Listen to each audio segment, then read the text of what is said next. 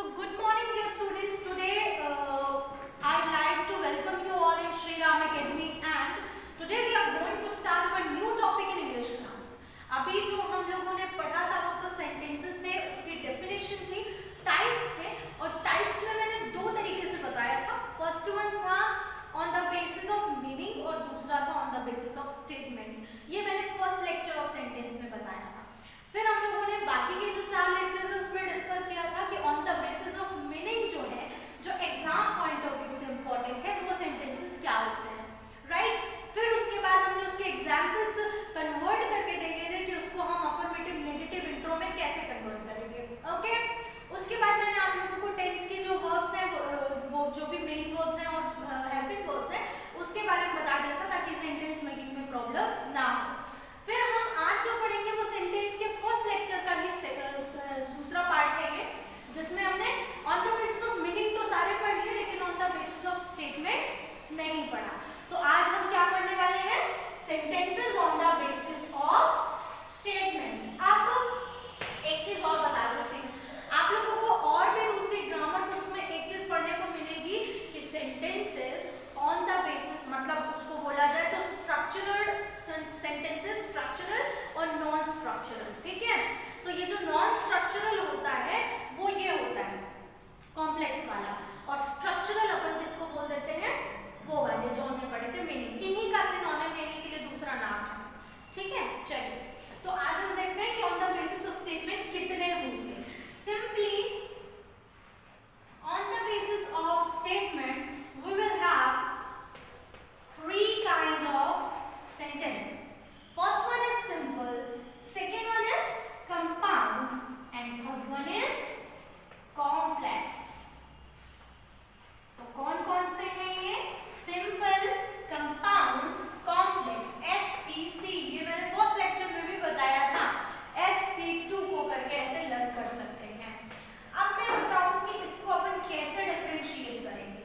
तो simple sentences as per its name, simple sentences जो है वो क्या होंगे, एज पर इट्स नेम, जैसे कि इनका नाम ही सिंपल है तो कोई भी सिंपल सेंटेंस ले लो. जैसे मैंने कह दिया I am going to the market, ठीक है, या फिर कृष्णा ड्रैंक हिज कॉफी, ठीक है, या फिर मैंने कह दिया आई एम राइटिंग. तो कोई भी सिंपल सेंटेंस जिसमें एकदम सिंपल सा काम बताया जा रहा हो, स्टेटमेंट बताया जा रहा हो, लेकिन वो एक ही सब्जेक्ट हो, एक ही वर्ब हो और एक ही ऑब्जेक्ट. ठीक है.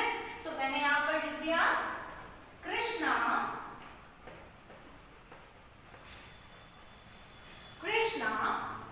drank his morning coffee. Krishna drank his morning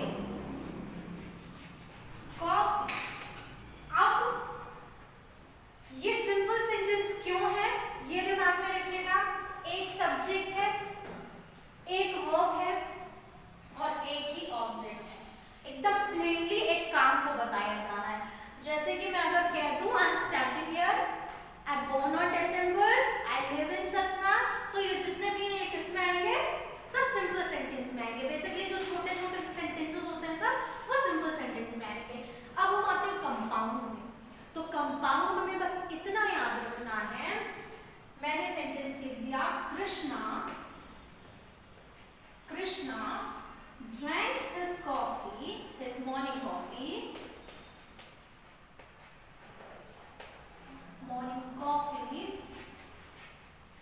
and also and showered, and he showered. ये यहाँ पे आ जाता, showered यहाँ लिखा है. ओके. तो and he showered. showered का मतलब होता है शावर लेना.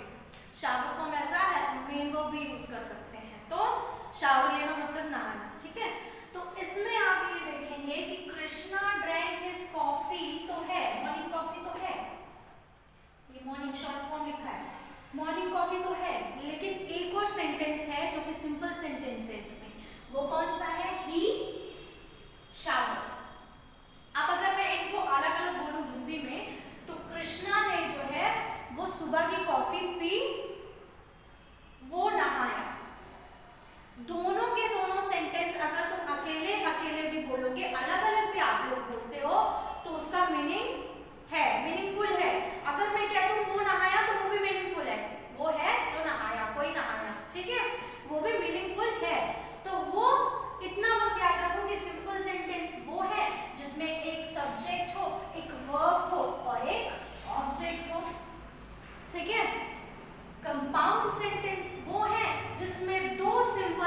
सेंटेंस आ जाए। दो सिंपल सेंटेंसेस में आ गए, एक ये रहा और एक ये रहा, दो सिंपल सेंटेंसेस आए और बीच में आया एक कंजंक्शन। तो सिंपली सिंपल सेंटेंस वो है जिसमें एक सब्जेक्ट एक वर्ब एक ऑब्जेक्ट हो। कंपाउंड सेंटेंस वो है जिसमें दो सेंटेंसेस हो और बीच में कंजंक्शन उन दोनों सेंटेंसेस को कंबाइन करे, जोड़ दे। और कॉम्प्लेक्स सेंटेंस क्या है, जो अकेले सर्वाइव ही नहीं कर सकता। जैसे मैंने कहा as he was late,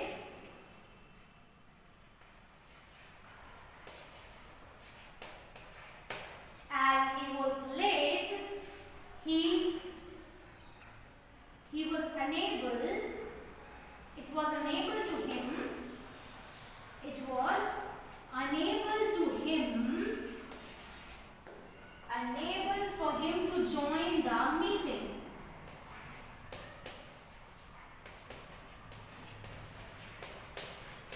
Join the meeting. अब देखिए इस सेंटेंस में अगर मैं it was unable to join the meeting हटा देती हूँ तो ये सेंटेंस अकेले सर्वाइव नहीं कर सकता, क्योंकि इसका मीनिंग क्या है, क्योंकि वो लेट था। अब क्योंकि वो लेट था तो आगे क्या होगा, इनकम्प्लीट सेंस है ना, तो ये चीज है।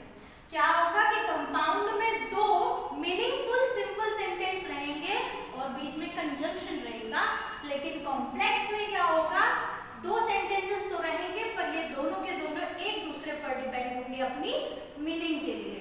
मतलब अगर हम उनमें से एक भी सेंटेंस लिखते हैं तो उसकी अकेले मीनिंग नहीं निकलेगी, वो एक दूसरे पर डिपेंड होंगे किस चीज के लिए, अपनी मीनिंग को पूरा करने के लिए। यानी इसको हम डिपेंडेबल सेंटेंस भी बोल सकते हैं, जो एक दूसरे पर अपनी ही मीनिंग कंप्लीट करने के लिए डिपेंड होंगे।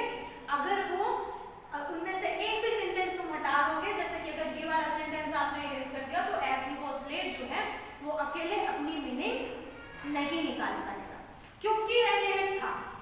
तो आगे क्या हुआ, क्वेश्चन मार्क बन रहा है ना, क्योंकि वो लेट तो था लेकिन आगे क्या हुआ, तो वो क्वेश्चन मार्क बन रहा है। तो जब भी दो सेंटेंसेस हों लेकिन वो दोनों ही एक दूसरे पर डिपेंड हों किस चीज को लेकर के, अपनी मीनिंग को लेकर के, तो वो अपनी मीनिंग को लेकर के अगर डिपेंड हो एक दूसरे पर तो वो क्या होते हैं, कंपाउंड कॉम्प्लेक्स सेंटेंसेस होते हैं। गॉट इट, समझ गए अच्छे से, एकदम बढ़िया से आ गया समझ में कि सिंपल सेंटेंस एक सब्जेक्ट एक वर्ब एक ऑब्जेक्ट, और कंपाउंड में उन्हीं दो सिंपल सेंटेंसेस को कंबाइन कर देगा, बीच में एंड बट और ये सब आएगा, ठीक है। और कॉम्प्लेक्स सेंटेंस जो है वो कॉम्प्लेक्स पढ़ने में ही होगा, समझ में। देखो ना, जैसे रीड करोगे तो लगता है ना कि कितना बड़ा सेंटेंस है, कितना कॉम्प्लेक्स है सेंटेंस। तो कॉम्प्लेक्स सेंटेंस जो है वो अकेले नहीं रह सकता, दो सेंटेंस होंगे जो एक दूसरे पर अपनी मीनिंग को